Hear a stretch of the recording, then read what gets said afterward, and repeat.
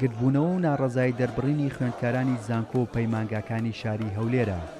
بۆ ماوەی چەند کاتژمێرێک شەقامی سەرەکی بەردەم وەزارەتی خوێندنی باڵا و توێژینەوەی زانستی حکوومەتیێرانی کوردستان و بەشێک لە شەقامی 100 مەتری شاری هەولێریان داخستی داوای سەرفکردنی دەرماڵە و باشکردنی ژیان و گوزەرانی خوێندکارانیان کرد. بەیاننامەی خوێندکارانی ناڕازی سەردەم زانکۆ و پەیمانگاکانی هەولێر بۆ ئەنجومەنی وەزیران و بۆ وەزارەتی خوێندنی باڵا بۆ وەزارەتی دارایی بابەت دەرماڵەی خوێندکاران. دەرماڵەی خوێندکاران لە ساڵی 2014 ڕاگیراوە نادرێت بە خوێندکاران کە نزیکەی 7 ساڵە خوێندکاران بێبەشنە وەرگرتنی دەرماڵە.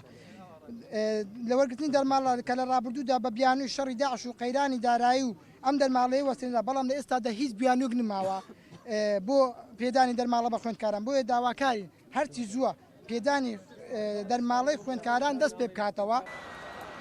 هاوکات لە شاری سلەیمانیش خوێندکارانی زانکۆ و پەیمانگاکان جارێکی تر خۆپیشاندانیان ئەنجامدا و بە ڕێپێوان بەرەو شاڕەی سالم ڕۆشن و سەرەتای ڕێپێوانەکەش بە شێوازێکی مەدەنیانە بەڕێوە چوو.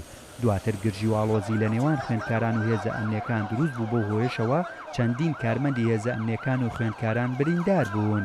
وەکو خوێندکارانی پەیمانگای تەکنیکی سلێمانی بۆ سێم ڕۆژ لەسەر یەک بایکۆتی هۆڵەکانی خوێندنمان کردووە بۆ وەرگرتنی دەرماڵە و خزمەتگوزاری داخلی. بەڕاستی ئێستا خۆم پاراڵێلم بەس لە پەیمانگای تەکنیکی سلێمانی داخلی نادرێت بە پاراڵێن. داوامان ئەوەیە گەڕانەوەی دەرماڵە کە ماوەی 7 ساڵە بڕاوە کە مافێکی سەرەتایی و مافێکی خۆمانە لێمان بڕاوە پارێکی کەمیشە.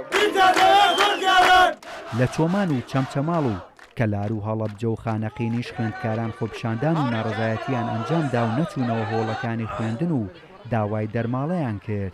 رانی کۆلێژی زمان و زانستە مرۆڤایەتەکانی خانەقین هەساین بە خۆپیشاندانێک وەکو گردبوونەوەیەک.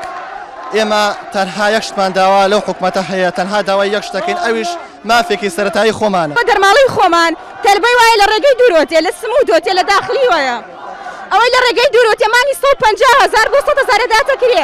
ئێمەی خوێندکاران بۆ مافی داواکردنی دەرماڵەی خۆمان کە سەرەتاییترین مافی خۆمانە کە تاوەکو ئێستا بۆ ماوەی 7 ساڵە لێمان بڕاوە. کاری لە هەموو خوێندکاران بێنە سەرخەت بۆی بتوانین پێکەوە هاودەنگ بین. ئێمەش ئەمڕۆ بە مافی خۆمان زانی کە لەم گربوونەوەیەدا داوای مافی خۆمان بکەینەوە لە پەنایدا پاڵپشتی بۆ هاوڕێیانمان لە زانکۆکانی سلەیمانی و ڕاپەڕین و کۆیە و گەرمیان دەرببڕین. خوێندکارانی زانکۆی گەرمیان هاوشان لەگەڵ خوێندکارانی کۆلێجی تەکنیکی کەلار لێرە گربوونێتەوە بۆ داواکردنی مافێکی سەرەتایی خۆمان کە ئەویش داواکردنی دەرماڵەکانمان. خوێندکارمانەیە پارەی کرێ خوێندنەکەی نییە بیدا جا لەکوێ بێپارەی داخلیش بدا بۆ ئێمە داواکارین بە زووترین کات جوابمان بدرێتەوە. تاکە پێداویستی سەرەتا و مافەکانی خوێندکار بریتیە دەرماڵەکە یەکێکە لە مافە سەرەتاییەکانی خوێندکار بۆ ئەوی بتوانێت کەمێک لە بژێوەکانی ژیانی کەم کاتەوە. ئێمە وەکو خوێندکارانی پەیمانگای تەکنیکی چەمچەماڵ هاوشانی هەموو پەیمانگا و زانکۆکانی تری کوردستان ڕژاوین سەر شەقامەکان و بۆ بەدیهێنانی داواکاریەکان و مافەڕەواکانمان. ماوەی چەند ڕۆژێکە لە شار و شارۆچکەکانی هەرێمی کوردستان